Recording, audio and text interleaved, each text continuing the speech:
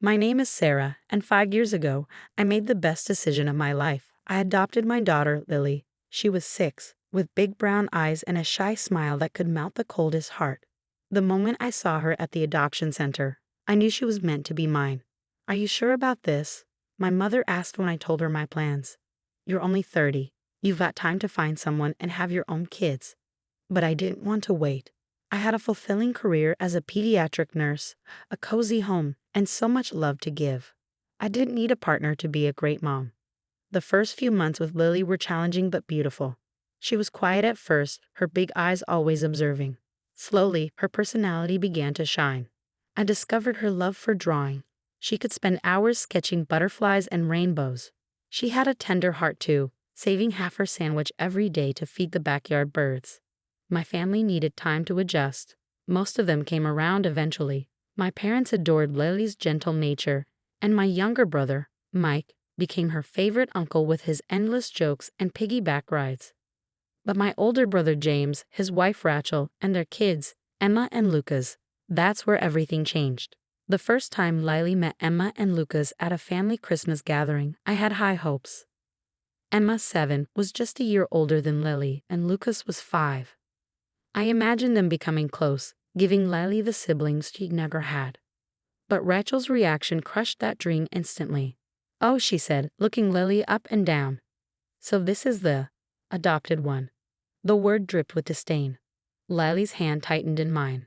This is your cousin Lily, I corrected firmly, but Rachel was already calling her kids to meet their new cousin, complete with air quotes. From then on, Emma and Lucas excluded Lily at every turn, running off when she tried to join their games, whispering and pointing during dinner. I confronted James, but he dismissed me. Kids will be kids, Sarah. Don't overreact. Rachel was worse. What do you expect? They're real cousins, not some stranger's unwanted child, she said within earshot of Lily. I started limiting visits, focusing on building a safe, loving environment at home. Lily began to blossom again, excelling in school, making friends, and filling our days with laughter and art. Life felt perfect. Until James and Rachel moved into our school district. Isn't it wonderful? My mom gushed. Now the cousins can all go to school together. My stomach sank. Lily had finally found her footing in 3rd grade, but now Emma would be in her class, and Lucas would be just a grade below. At first, everything seemed fine. Lily came home with her usual stories and art projects. But soon she started eating less, struggling to sleep, and waking from nightmares, crying out, "Mama, don't leave me." When I asked what was wrong, she stayed silent, but I noticed her sparkle fading. It wasn't until Maria, her best friend's mom, called me that I learned the truth. Sarah, Maria began hesitantly, I thought you should know, Sophia came home crying today. Emma and Lucas told everyone Lily isn't really part of your family, that she's just a charity case. I felt like I'd been punched. They said that. There's more. Emma's been spreading lies, telling kids Lily's real parents were criminals, and Lucas convinced the class not to play with her. Sophia's heartbroken, but Emma threatened her if she didn't go along. That night, as I watched Lily silently push food around her plate, I couldn't stay quiet. Lily Flower, I said gently, using her special nickname, is everything okay at school? You can tell me anything. Her big brown eyes brimmed with tears. Emma says you're not my real mom. She says you'll give me back when you get tired of me, like my first parents did. I pulled her into my arms, heartbroken and furious. Listen to me, Lily Flower. You are my real, wonderful, perfect daughter. I chose you, and I will never, ever give you up. Promise, she whispered. I promised with all my heart. That night, after Lily fell asleep, I tried calling James and Rachel, but neither answered. Fine. If they wouldn't face me over the phone, I'd confront them in person. The next morning, after dropping Lily off early for art club, I made a decision. This cruelty ends today. What I didn't know was that the situation was about to spiral further out of control, and a shocking revelation from the school's security cameras would tear our family apart. That morning felt endless. My hands moved through the motions of work, checking vitals, administering meds, but my mind was elsewhere, replaying Mrs. Martinez's email over and over. What had happened to Lily? What could be so serious they needed me to come in? When I arrived at Cedar Elementary, my stomach churned as I parked. Kids laughed and shouted on the playground, but all I could think about was Lily. Was she okay? My knuckles were white on the steering wheel. Then I saw Rachel's SUV pulling in. Of course, they'd been called too. Mrs. Martinez's office felt claustrophobic with the five of us squeezed inside. Me, Rachel, James, Mrs. Martinez, and Ms. Chen, the school counselor. The air was heavy, the tension so thick it pressed down on my chest. "Thank you for coming," Mrs. Martinez began, her tone serious. "We've called this meeting due to some troubling incidents involving your children. I believe it's best if I show you." She turned her computer screen toward us, and the room fell silent. My pulse thundered as the video began to play. Lily stood by the water fountains, clutching her books. Emma and Lucas cornered her, their faces smug. The audio was crystal clear. "You don't belong here," Emma sneered. "My mom says you're not really our cousin. You're just some random kid Aunt Sarah felt sorry for." Lucas chimed in, "Yeah, my mom says your real parents didn't even want you. That's why you got dumped." Lily shrank against the wall, her voice barely audible. "That's not true. My mama loves me." "She's not your real mama," Emma snapped. "My mom says she's just pretending, and when she has real kids, she'll give you back." My heart broke watching Lily's little shoulders hunch under the weight of their cruelty. Then Emma knocked Lily's books out of her hands, and Lucas dumped water on her homework. But what made my blood run cold was the figure standing just out of sight. Rachel. She was there, watching, smirking. When Emma and Lucas finally walked off, Rachel stepped into view, her face void of concern. She didn't scold her kids. She didn't check on Lily. She simply ushered Emma and Lucas toward their classroom like nothing had happened. Mrs. Martinez paused the video. "This is just one incident," she said quietly. "There have been others, but this is particularly troubling." Ms. Chen opened a file. "Teachers and parents have reported ongoing bullying, much of it involving Emma and Lucas, and much of it appears to be influenced by adult behavior." Her eyes flicked toward Rachel. Rachel bristled. "This is ridiculous. They're just kids. Kids tease. It's normal." "Normal?" I said, my voice trembling with anger. "You stood there and let your kids humiliate mine. You encouraged them." Rachel rolled her eyes. "Oh please, this is all being blown out of proportion. Maybe if you hadn't forced Lily into a family she doesn't belong in, we wouldn't be having this conversation." I couldn't believe what I was hearing. "Forced? She's my daughter." "She's not really part of this family," Rachel snapped. "Blood matters, Sarah. My children know that. That's why they're confused. You've been pretending she's something she's not, and now you're upset they see through it." I stood my chair scraping loudly against the floor. "Lily is my daughter. She's more a part of this family than you'll ever be." "Enough," Mrs. Martinez interrupted, her voice sharp.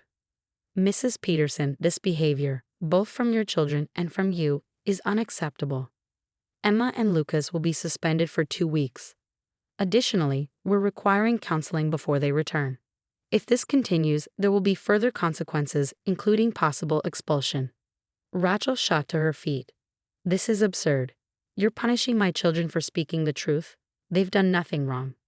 "Rachel, stop," James said softly. He was pale, his eyes glued to the paused video on the screen. I didn't know it was this bad." "Don't you dare side with her," Rachel hissed, jabbing a finger in my direction. "This is her fault. She brought that girl into our family. She's the problem." "No," James said, his voice firmer now. "The problem is us. What we've let happen." Mrs. Martinez continued, "We're also required to report this to family services. This type of targeted harassment, especially toward an adopted child, raises serious concerns." Rachel's face flushed an angry red. "James, are you hearing this? They're treating us like criminals." But James didn't respond. He just shook his head, looking defeated. As the meeting ended, Rachel stormed out, dragging James with her. I followed a few steps behind, my heart heavy. Passing her SUV, I heard her voice through the open window. "This isn't fair," she wailed. "She's not even real family. My kids shouldn't have to compete with some charity case." James said something I couldn't hear, but it didn't matter. I'd heard enough. That night, as I sat by Lily's bed, watching her sleep, I made a promise to myself. This wasn't over. Not even close. Rachel wanted to pretend Lily didn't belong. Fine. I'd show her exactly how wrong she was. Because what Rachel didn't know was that this wasn't the only recording. And what came next would ensure she never hurt my daughter again. That evening, I picked Lily up from Maria's house, where she'd spent the afternoon playing with Sophia. The moment she saw me, she ran into my arms, her laughter bubbling up like music. "Can Sophia come over tomorrow, Ma? Her mom says it's okay," she asked, her eyes bright with hope. For a moment, I let myself savor the sight of her happiness, silently thanking Maria and Sophia for being the safe harbor my daughter needed. "Of course, baby," I said with a smile. "But first, we need to talk about something important." At home, I sat Lily down on the couch, holding her small hands in mine. I explained as gently as I could about the video from school and the consequences Emma and Lucas would face. "They won't be in school for a while," I said. "They're going to learn why what they did was wrong." Lily's expression grew serious. After a pause, she looked up at me and asked in a small, uncertain voice, "Is it because I'm adopted? Is that why they don't want me in the family?" The words hit me like a punch to the chest. I swallowed hard, then reached for my phone and opened a video I'd taken years ago, right after the adoption was finalized. It showed 6-year-old Lily sitting in my lap as I read her favorite story. Her laughter was infectious, her smile brighter than the sun. "See this?" I said, holding the phone where she could see it. "This was the day you became mine forever. Not because I had to, but because I chose to. Because I loved you the moment I saw you, and I've loved you more every day since." She leaned into me, watching the video with wide eyes. "We look happy," she whispered. "We are happy," I said firmly, "and we don't need anyone else's approval to be a family." The next morning, my mother called again, insisting on a family dinner. This time, I agreed, but only because I had something they all needed to see. That evening, we gathered at my parents' house. Rachel sat with her children, playing the victim, while James avoided my gaze, looking like he'd rather be anywhere else. My parents kept trying to mediate, urging us to move past this misunderstanding. Before anyone could launch into their rehearsed speeches about family unity, I stood up and connected my phone to the TV. "Since we're all here to talk about family," I said, my voice steady, "let's watch something that sheds some light on what that word really means." The video began playing, footage from my home security camera, taken 3 months ago. It showed Rachel arriving at my house when she knew I was at work. She let herself in with the spare key she claimed was for emergencies. In the video, she walked through the house with Lily, pointing at the photos on the walls. "See these?" Rachel's voice came through the speakers, cold and cutting. "These aren't your real family photos. Your real parents didn't want you. Aunt Sarah just felt sorry for you, but one day she'll have her own kids, and then where will you be?" The room fell silent, except for the sound of Rachel's voice. I played more clips, Rachel coaching her children to exclude Lily, Rachel making cruel remarks at family gatherings, Rachel systematically trying to convince my daughter that she didn't belong. When the final video ended, I turned to face the room. "I'm moving," I announced. "I've accepted a position at Children's Hospital in Denver. Lily and I leave next month." "You can't just take her away from her family," my mother protested. "Family?" I said, my voice sharp with disbelief. "You all sat here and let Rachel and her kids torment my daughter. You made excuses, called it a misunderstanding. Well, guess what? We don't need this kind of family." I turned to Rachel, who was pale and trembling. "I've sent copies of these videos to the school board and my lawyer. If you ever come near my daughter again, if you ever so much as say her name, I will make sure everyone knows exactly who you are." We left that night and didn't look back. 6 months later, Lily and I were thriving in Denver. She loved her new school, where nobody questioned whether she was really my daughter. She joined the art club, made friends who adored her, and rediscovered her confidence. One afternoon, she came home beaming with excitement. "We're doing a family tree project at school," she announced, spreading paper across the kitchen table. She worked for hours, and when she was finished, she showed me her creation.